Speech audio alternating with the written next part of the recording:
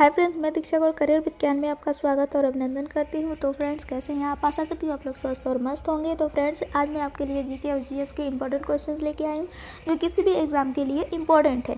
तो फ्रेंड्स, ये मैंने सुपर टेट के कुछ क्वेश्चंस लिए हैं। जो ऐसा नहीं है कि सुपर टेट में पूछा गया तो सिर्फ सुपर टेट में ही पूछा जाएगा, किसी भी एग्जाम में पूछा जा सकता है, टेट में या किसी भी अगर आप वनडे एग्जाम दे रहे हैं तो किसी भी एग्जाम के लिए इंपॉर्टेंट हो सकता है। और मैंने 4 से 5 क्वेश्चन कंप्यूटर के लिए हैं जो बेसिक है। तो फ्रेंड्स, बिल्कुल भी स्किप मत करिएगा। तो फ्रेंड्स, शुरू करते हैं आज के पहले क्वेश्चन से। तो हमारा पहला क्वेश्चन है, बिट का विस्तृत रूप क्या है? ये पूछ रहा है बिट का फुल फॉर्म क्या है। तो ए है बाइनरी ट्री, और बी है बाइनरी डिजिट, सी है बाइनरी टर्म, और डी है बाइनरी टास्क। तो आप सभी को पता है बिट का फुल फॉर्म होता है बाइनरी डिजिट। ठीक है, तो हमारा बी ऑप्शन सही हो जाएगा। हमारा दूसरा क्वेश्चन है फ्रेंड्स, VLE का विस्तृत रूप क्या है? फ्रेंड्स, क्या है VLE का विस्तृत रूप क्या है? तो फ्रेंड्स, इसका क्या हो जाएगा? ए है वैल्यू लर्निंग इन्वायरमेंट, और दूसरा बी है वर्चुअल लोडेड इन्वायरमेंट, सी है वर्चुअल लर्निंग इन्वायरमेंट, और डी है हमारा वैल्यू लोडेड इन्वायरमेंट। तो फ्रेंड्स, इसका विस्तृत रूप हो जाएगा, इसका फुल फॉर्म क्या हो जाएगा? VLE का वर्चुअल लर्निंग इन्वायरमेंट। क्या हो जाएगा फ्रेंड्स? वर्चुअल लर्निंग इन्वायरमेंट, यानी सी सही हो जाएगा। ठीक है, वर्चुअल, V फॉर क्या हो गया? वर्चुअल, L फॉर हो जाएगा लर्निंग, और E फॉर हो गया इन्वायरमेंट। तो हमारा सी ऑप्शन सही हो जाएगा। मैं थोड़ा छोटा कर देती हूँ।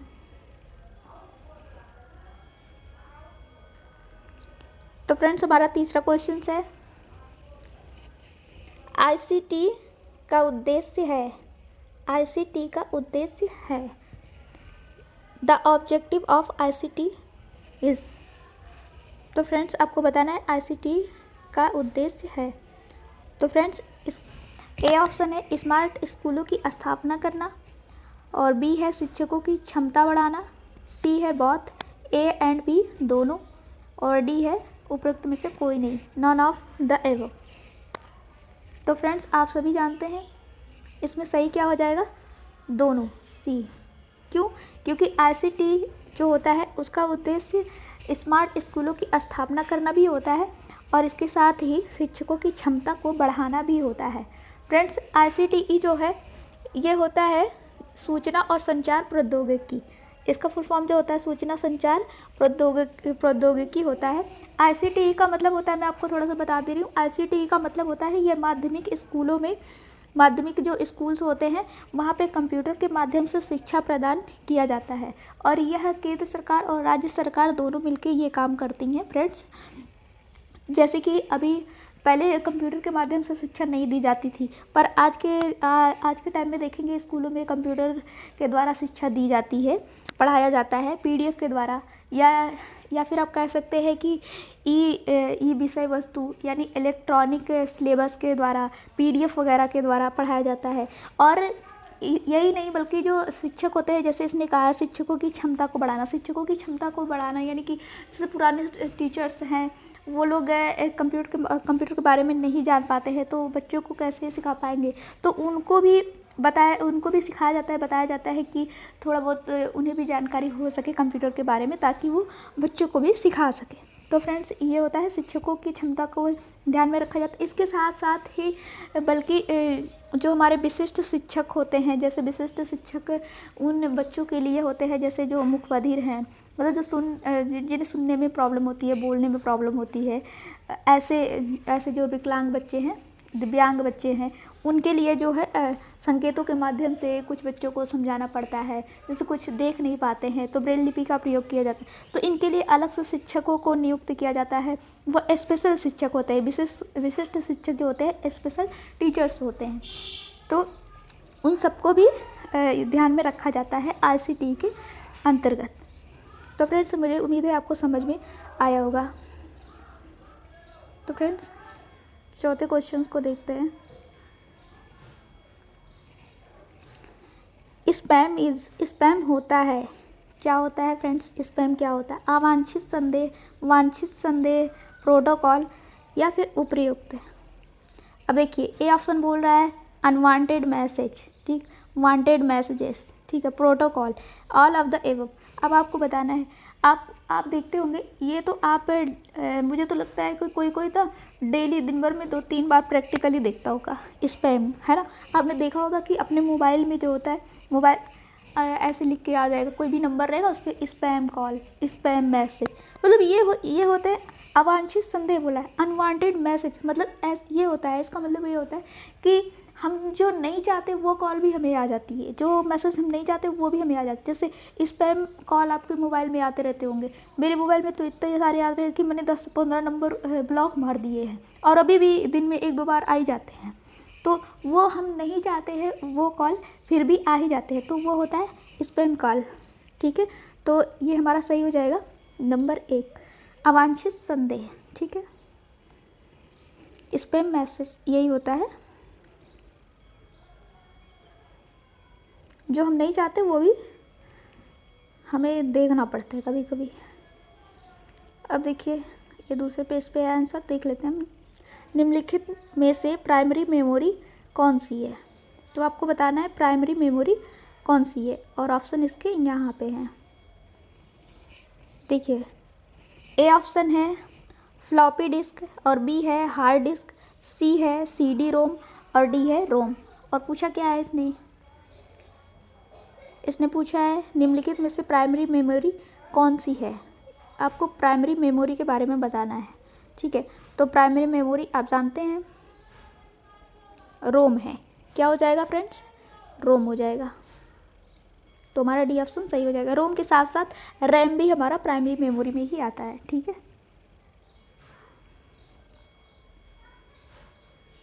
तो 5 क्वेश्चंस कंप्यूटर के थे फ्रेंड्स, और यहाँ से अब आपको GK GS के क्वेश्चंस मिलेंगे। तो फ्रेंड देखते हैं छठा क्वेश्चन हमारा है निम्नलिखित समुद्री धाराओं में से कौन सी अटलांटिक महासागर की धारा नहीं है। इसने पूछा है अटलांटिक महासागर की कौन सी धारा नहीं है, और ये जलधारा की बात कर रहा है।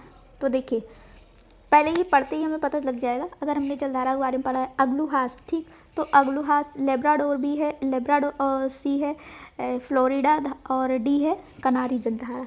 तो देखिए फ्रेंड्स हमारा ऑप्शन ए सही हो जाएगा, क्योंकि इसने पूछा अटलांटिक महासागर की धारा नहीं है, तो अग्लुहास नहीं है। क्यों, क्योंकि अग्लुहास जो है वो हिंद महासागर की जलधारा है, ठीक, और वो भी कैसी गर्म जलधारा। आप याद कैसे रख सकते हैं, देखिए आ से अग्लुहास है, और आ से ही क्या होता है, आ से ही आग होता है, तो आग क्या होता है, गर्म होता है, तो गर्म जलधारा है क्या अग्लुहास, और कहाँ की है, ये हिंद महासागर की, ठीक है। आप समझ जाइएगा, मैं इतना ही लिख दे रही हूँ, राइटिंग सही नहीं हो रही है, उंगली से मैं लिख रही हूँ क्योंकि, तो ये हिंद महासागर की है, ठीक है।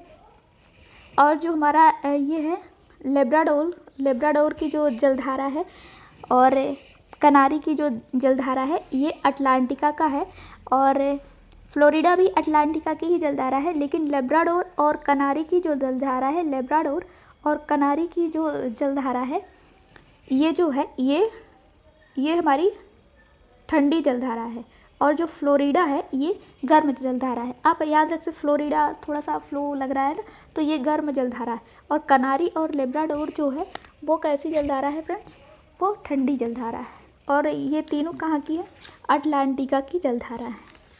तो फ्रेंड्स मुझे उम्मीद है आपको समझ में आ रहा होगा, ठीक है। तो फ्रेंड्स बढ़ते हैं अगले क्वेश्चन की तरफ।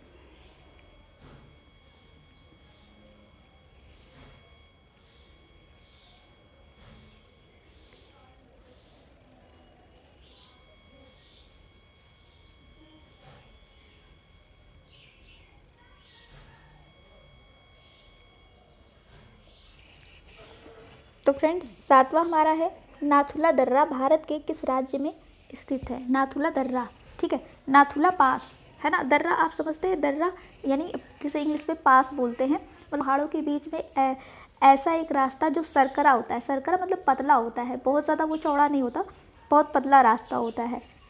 2 पहाड़ों के बीच में पतला रास्ता जो होता है उसे ही क्या बोलते हैं, दर्रा बोलते हैं, पास बोलते हैं। तो नाथुला दर्रा भारत के किस राज्य में स्थित है, तो आप सभी जानते हैं कहाँ है, सिक्किम में। ठीक है फ्रेंड्स, तो सी ऑप्शन सही हो जाएगा।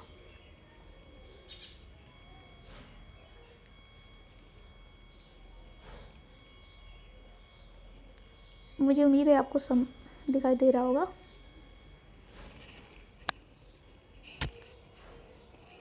अब देखिए, लोकसभा द्वारा पारित धन विधेयक को राज्यसभा विचार विमर्श के लिए अधिकतम कितने दिनों तक रख सकती है। ध्यान से पढ़िए फ्रेंड्स, लोकसभा द्वारा पारित धन विधेयक, ठीक है, लोकसभा जब कोई धन विधेयक होता है तो आप जानते हैं लोकसभा में ही पारित होता है, ठीक है, लेकिन विचार विमर्श के लिए वो राज्यसभा में भेजा जाता है, ठीक है। लेकिन इससे पहले लोकसभा में जब पारित होता है, इससे पहले जो धन विधेयक होता है वो राष्ट्रपति की जो राष्ट्रपति होते हैं उनकी अनुमति से ही संसद में आता है, यानी लोकसभा में आएगा। जब तक राष्ट्रपति की अनुमति नहीं होगी तब तक वो संसद में नहीं आएगा। तो पहले तो राष्ट्रपति की अनुमति होती है, फिर वह संसद में आता है, ठीक है, फिर लोकसभा में आता है, ठीक है, फिर लोकसभा, जब लोकसभा के बाद कहाँ जाता है, राज्यसभा में जाता है ना। तो ये बोल रहा है लोकसभा द्वारा पारित धन विधेयक को राज्यसभा विचार विमर्श के लिए अधिकतम कितने दिनों तक रख सकता है। जो लोकसभा है वो राज्यसभा में भेजता है और ये सिर्फ राज्यसभा क्या करता है, विचार विमर्श करता है उस पर, और कितने दिनों तक अपने पास वह रख सकता है, मतलब कितने दिनों तक उस पर सोच विचार कर सकता है। वो जैसे बिल पास होता है उस पर वो कितने दिनों तक सोच विचार कर सकता है, तो ज़्यादा से ज़्यादा 14 दिन। कितने, 14 दिन। अगर वो 14 दिन में नहीं सोच विचार पा रहा, विचार विमर्श नहीं कर पा रहा, तो वो अपने आप ही पारित हो जाएगा। इससे ज़्यादा दिन वो अपने पास नहीं रख सकता, ठीक है। और इसका जो मुख्य क्रेडिट होता है, यानी धन विधेयक पारित होने का, वो लोकसभा को ही जाता है। तो हमारा बी ऑप्शन सी, अच्छा ये गलत सेट हो गया है, तो चलिए सी ऑप्शन हमारा सही हो जाएगा, है ना, 14 दिन तक।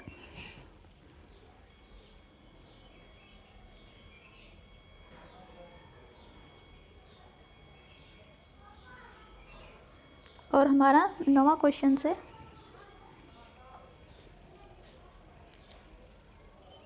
हमारा 9वां क्वेश्चन है फ्रेंड्स, प्रायद्वीपीय भारत का सबसे दक्षिण बिंदु कन्याकुमारी स्थित है। प्रायद्वीपीय भारत का सबसे दक्षिण बिंदु कन्याकुमारी स्थित है। कहाँ पे स्थित है?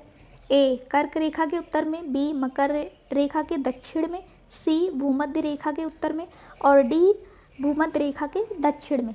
तो फ्रेंड्स आपको ये पता होना चाहिए कि प्रायद्वीपीय भारत कहते किसे हैं। तो फ्रेंड्स मैं आपको बता रही हूँ, जैसे ये देखिए मैं यहाँ बता रही हूँ, ये भारत है, ठीक है। तो ये जो दक्षिणी भाग होता है, भारत का जो दक्षिणी भाग है, दक्षिणी हिस्सा, जिसे जहाँ पे पठारी भाग होता है, ठीक है, इसे दक्षिण का पठार भी बोलते हैं। तो इसे ये पूरा एरिया है, ये पूरा एरिया दक्षिण साइड का, ये पूरा प्रायद्वीपीय भारत है, ठीक है। तो ये पूरा प्रायद्वीपीय भारत है। तो ये बोल रहा है प्रायद्वीपीय भारत का सबसे दक्षिण बिंदु कन्याकुमारी स्थित है। अच्छा, सबसे दक्षिण पॉइंट यही होगा, है ना, तमिलनाडु वाला, यहीं पे तमिलनाडु आता है, ठीक है, तमिलनाडु वाला भाग होगा। तो कन्याकुमारी तो आप जानते हैं तमिलनाडु में है ना। तो ये किसके नज़दीक है बोल रहा है, ठीक है। तो कर्क रेखा, आप जानते हैं कर्क रेखा, आप जानते हैं कर्क रेखा जो है वो यहाँ गुजरात राजस्थान से होके जाती है, ठीक, यहाँ से जाएगी, ठीक है, गुजरात राजस्थान से। अब मेरा मैप ज़्यादा सही नहीं है, आप समझ लीजिएगा। तो यहाँ गुजरात राजस्थान से, तो कर्क रेखा के उत्तर में तो होगी नहीं, क्योंकि कन्याकुमारी तो यहाँ है ना, और कर्क रेखा ये है, और उत्तर तो ये है ना, ये नॉर्थ है ना। तो ये तो गलत हो गया, ठीक है। और बी क्या बोल रहा है, मकर रेखा के दक्षिण में, है ना, मकर रेखा के दक्षिण में। मकर रेखा कहाँ है, ये तो बहुत नीचे से चली जाएगी, है ना, तो ये भी गलत हो जाएगा, ठीक है। फिर क्या बोल रहा है, भूमध्य रेखा के उत्तर में। भूमध्य रेखा यानी इक्वेटर रेखा, आप जानते हैं इक्वेटर रेखा जो है ये यहीं से होके जाती है ना, भारत के थोड़े से नीचे से होके जाती है। और बोल क्या रहा है, भूमध्य रेखा के उत्तर में। ये अगर हमारी भूमध्य रेखा है, ये हमारी इक्वेटर रेखा है अगर, और ये तो हो जाएगा, ये देखिए इधर नॉर्थ हो जाएगा, उत्तर हो जाएगा, है ना, और इधर साउथ हो जाएगा, दक्षिण हो जाएगा, है ना। तो यही तो बोल भी तो यही रहा है, भूमध्य रेखा के उत्तर में। और तमिलनाडु क्या है, यहाँ पे तमिलनाडु है, ठीक है, और ये उत्तर है और ये भूमध्य रेखा, तो सही तो है, ये सही हो जाएगा हमारा, है ना। तो हमारा सी ऑप्शन क्या सही हो जाएगा। और डी भी देख लेते हैं, डी भूमध्य रेखा के दक्षिण। तो भूमध्य रेखा के दक्षिण में नहीं, क्योंकि दक्षिण तो हमारा ये है और दक्षिण में थोड़ी है ना, तमिलनाडु यहाँ थोड़ी है, नीचे थोड़ी, तमिलनाडु तो यहाँ है ना। तो हमारा सी ऑप्शन सही हो जाएगा। आई होप आपको समझ आया होगा।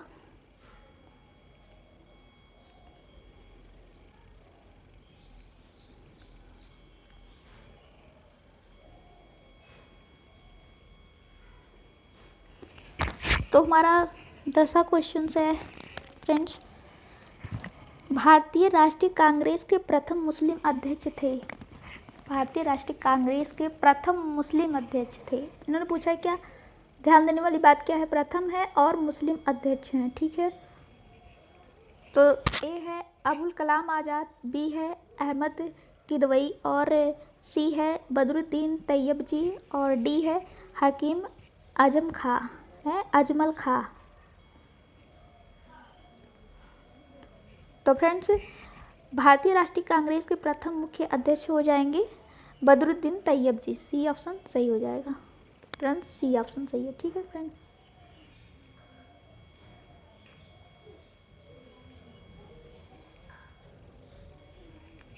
और हमारा 11 नंबर क्वेश्चन है, साइमन कमीशन के विरुद्ध प्रदर्शन में लाठीचार्ज से लगी चोट से किस नेता की मृत्यु हुई। साइमन कमीशन के विरुद्ध प्रदर्शन में लाठीचार्ज से लगी चोट से किस नेता की मृत्यु हुई। आपने अगर इतिहास पढ़ा होगा तो आपको पता होगा कि लाठीचार्ज में किसकी हत्या हुई थी, किसकी मृत्यु हुई थी।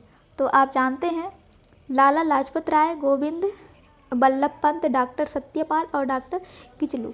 तो आप जानते हैं लाठीचार्ज में लाला लाजपत राय की हत्या हुई थी। और फ्रेंड्स लाला लाजपत राय यानी लाल, ठीक है, लाल बाल और पाल, ठीक है, ये तीनों लाल बाल और पाल ये तीनों किस नाम से जाने जाते हैं, यानी ये गरम दल के नेता के नाम से जाने जाते हैं, ठीक है। ये गरम दल के नेता हैं लाल बाल पाल, ठीक है। और इन्हें लाला लाजपत राय को पंजाब केसरी की उपाधि भी मिली है। किसकी, पंजाब केसरी की, ठीक है, पंजाब केसरी,